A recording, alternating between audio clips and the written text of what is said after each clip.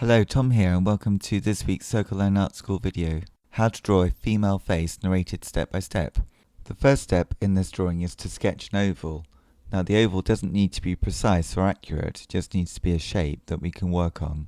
So I start by drawing the right hand side of the oval, so that it's a sort of smooth egg-like shape, and then I try and copy the right hand side on the left hand side so it's more symmetrical.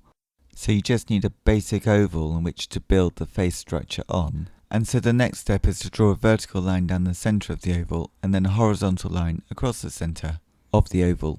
Now these two guidelines are going to help us place the various features of a face onto the oval head that we have.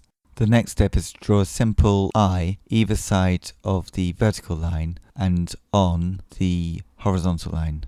Next I need to draw a line representing the bottom of where the nose is going to be, and then a line for the middle of the mouth, and then I'll just place in some eyebrows too. And now I can block in the position of the ears.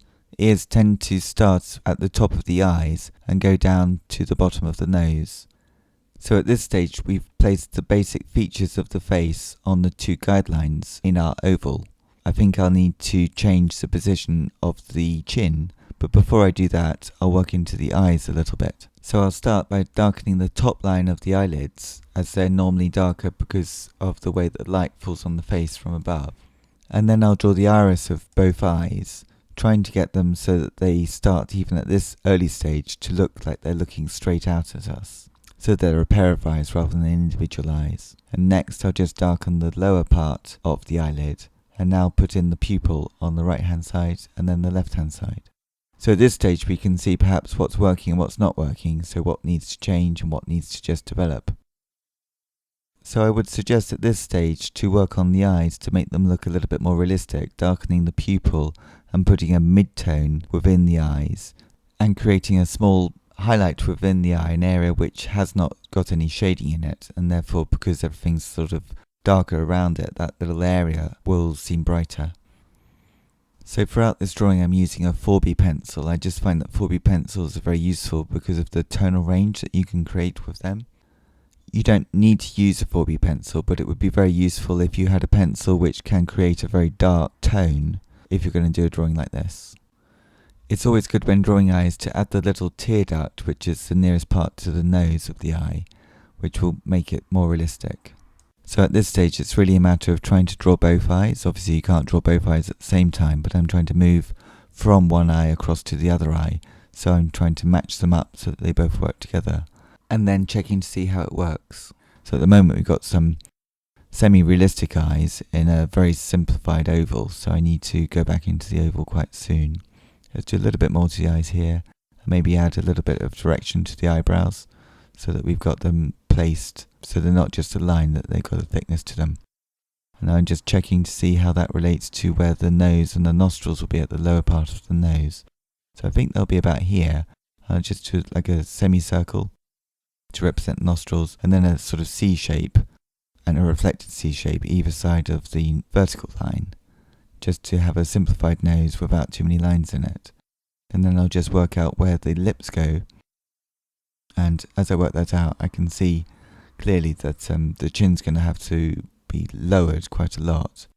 And now I need to draw the line of the mouth, which varies enormously depending on what you do with it. Just the subtlest, smallest little change will create a different expression within the face.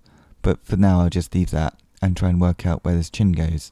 So I'm going to move the oval down, and at the same time I could recreate a better line for the actual jawbone of the jaw and work out exactly where the chin goes. So I make a smaller chin which is lower down, which makes it a more realistic shape of face. So we've got the basic elements here, but it's a matter of trying to put them together. I think in a drawing oftentimes it's very useful to be able to change lines around, but also it's good to have maybe one or two places which you try and fit with the part that you want to keep. So the hair clearly doesn't start at the top of the head, it needs to start lower down. And then as it's a female face, I'm going to draw long hair because it's more fun to draw, and that can be flowing. Now the neck tends to be starting either side of the eyes, of the furthest part of the eye from the centre of the face. Oftentimes people draw necks really narrow and small, but really necks are pretty wide even on female faces. If you think about how heavy anybody's head is, it's always going to need a strong neck to hold it up. And then the hair is going to be a flowing element to this. And I'm trying to draw the shapes of the hair, the general direction of the clumps of hair. And so in this drawing, I want the hair to have a natural flowing form, almost like a river or a stream, as that will create a sense of movement in an image of a woman who's staring straight out at us. So it's quite a still image in many ways, but the hair will create this sense of free-flowing form around it. Looking at this, I think I'll probably change the side of the face a little bit. So it's probably time now to clear up the drawing so that I can see which bits I need to keep. I think it is often better to erase a line and redraw it, rather than keep drawing over an earlier line again and again, because maybe the earlier line wasn't quite right. So if you give yourself the option to redraw it a little bit, it means that you're rethinking what you're doing as well, which is always a good thing to do. And so now I can erase the guidelines and any other lines that we don't need. And again, looking at the face carefully, the lines which perhaps are too strong, you can just break them down a little bit and redraw them. So for this stage, the general drawing of the hair, I'm trying to change the tone of the pencil as well. So some areas where it's a higher contrast area of hair, I'll press down harder with the 4B pencil to create a darker tone. And then around where the ear is, I can make that a darker area of tone, and then that will instantly make the face on the right hand side of this area lighter, because it's next to something which is darker. And it will also give some volume to the form of the head as well as the face.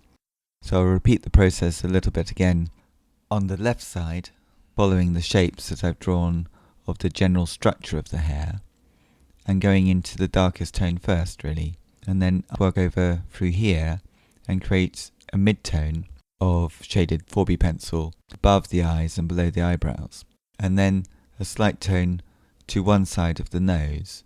So rather than putting a line down the centre to create a nose with that, I'll just put a little bit of tone to create some structure to the nose. And then the cheek on the right hand side will be catching the light just below the eye. So to the right of that I can do some tone. And then with the lips, generally the top lip will be darker, and then underneath the bottom lip there might be a little bit of shadow. And then on the left hand side again there's going to be more shadow going over to the left, and then the hair will create some form of shadow, I imagine, as well. So just blocking in a few areas of mid-tone at this stage. So next I'll put in a little bit of mid-tone on the neck, particularly on the right hand side, and then start to darken up the eyebrows, starting with this one on the left hand side, and just getting it to one of the strongest, darkest tones within the pictures so far. And then that makes me think that I need to just darken the top of the eyelid and maybe work into this eye a little bit more. So making it slightly more dramatic with a darker top to the eye.